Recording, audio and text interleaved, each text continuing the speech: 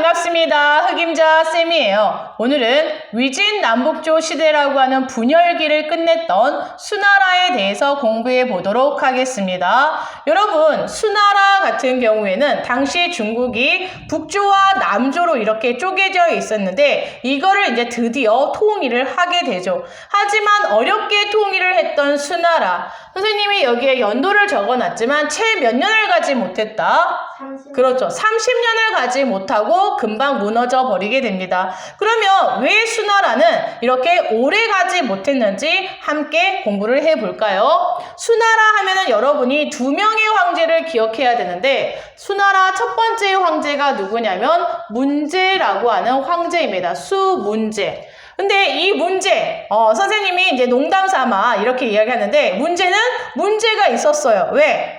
첫 번째는 자식 농사를 잘 못했습니다. 가장 중요한 게 이제 자식 농사라고 하는데 자식 농사를 잘 못했고, 두 번째는 문제라는 이름에서 여러분이 힌트를 따서 공부를 하면 훨씬 쉬울 텐데 문제를 냈대요. 뭐 하려고?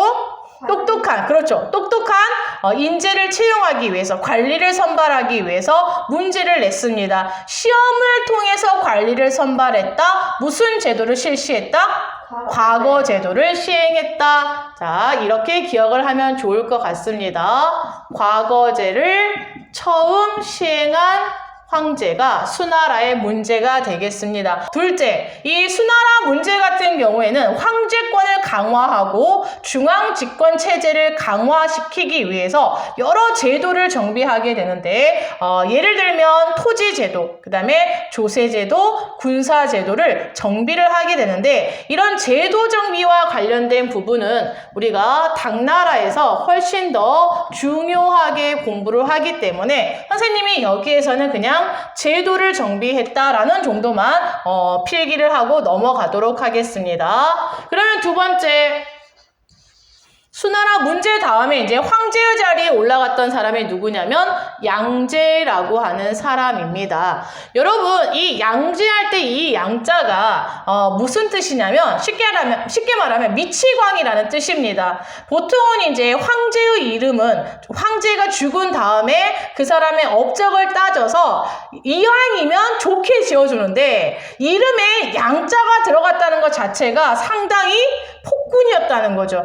우리가 한국사에서 가장 대표적인 폭군하면 누가 떠오르니? 라고 하면 누구를 많이 말을 할까요?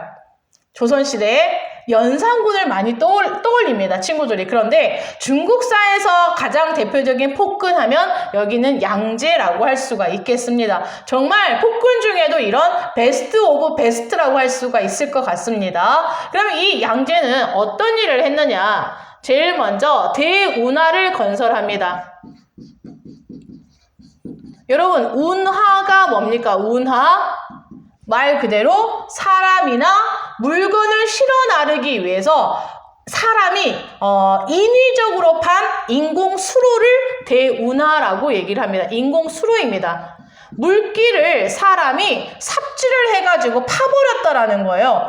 오늘날처럼 어떤 중장비가 있는 게 아니라 옛날에는 이런 중장비가 없으니까 사람이 일일이 삽이나 호미 같은 걸, 곡괭이 같은 걸로 다 땅을 팠을 거 아닙니까? 정말 대단한 작업인 거죠. 그러면 대운하를 어디에서 어디까지 연결을 했느냐? 중국 지도를 이렇게 그려보면은 중국에는 크게 두 개의 강이 있다라고 했었죠. 북쪽에는 무슨 강?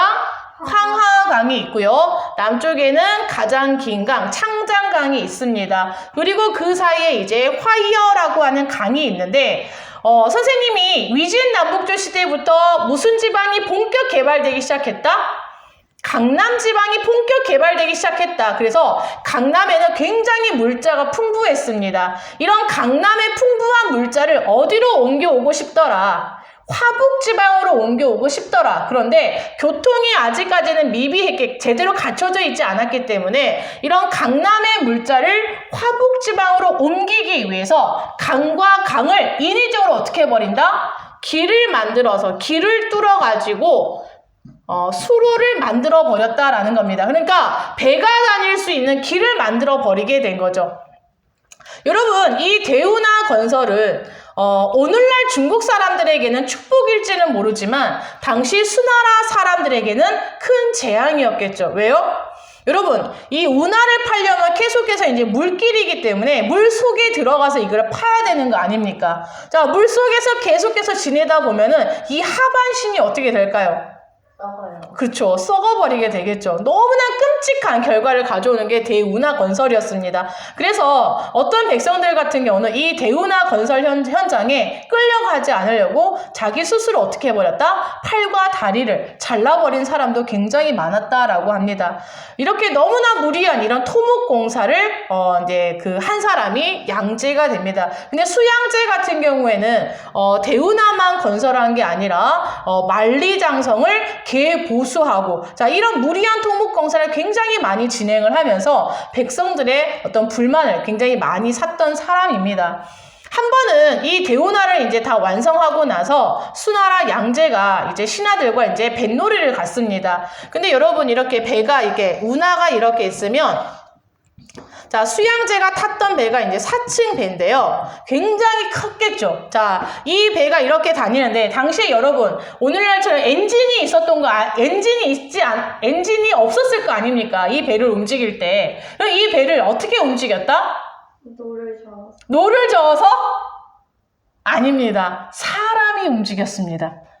이 강 양쪽에서 이 배를 직접 끌었다라고 합니다. 선생님이 알기로는 아마 8만 명인가가 동원이 되어가지고 이 배를 직접 끌고 이렇게 갔다라고 하죠. 정말 너무나 끔찍한 거 아닙니까? 사람이 직접 배를 끌었다라고 하는 것 자체가. 어쨌든 수양제가 이런 왕이었다. 자, 그러면 대운하를 건설한 목적이 뭐다? 자, 대운하 건설을 통해서 어디 지방의 물자를 어디로 옮겼다? 강남 지방의 물자를 화북 지방으로 옮겼다. 이거 굉장히 중요하니까 꼭 기억합니다. 강남 지방의 물자를 어디로 이동을 시켰다? 그렇죠. 화북 지방으로 이동을 시켰다. 꼭 기억하고요. 자, 두 번째, 수나라 양제 같은 경우는 우리 한국사와도 굉장히 악연이 있는 사람이죠. 당시 수나라 양제는 어디를 세 차례 공격하기도 했다? 고구려를 세 차례나 원정을 하기도 했습니다. 고구려를 정벌하기 위해 원정을 왔는데요. 여러분, 1차 같은 경우에는 어떻게 했다? 무려 몇만의 대군? 113만의 대군을 끌고 왔는데, 당시 고구려에 굉장히 뛰어난 장수가 있었죠. 바로 누굽니까? 바로 살수에서 을지문덕 장군이 이 수나라의 군대를 어떻게 해버렸다? 모두 다 몰살을 시켜버렸던 그 유명한 살수대첩이 바로 이때와 관련이 있는 겁니다. 자, 여러분, 이 수나라 같은 경우는 이제 문제와 양제를 거쳐가면서 여러분이 공부를 하면서도 딱 느껴지지만 백성들의 삶이 어땠을까요?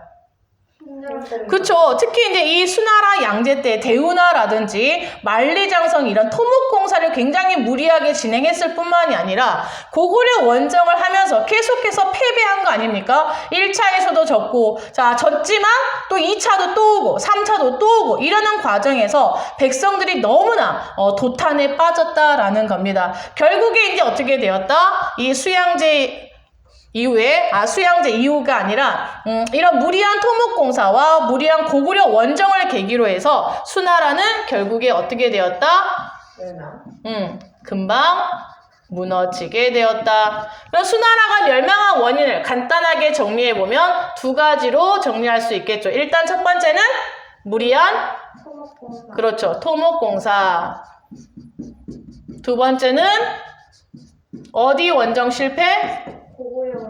그렇죠.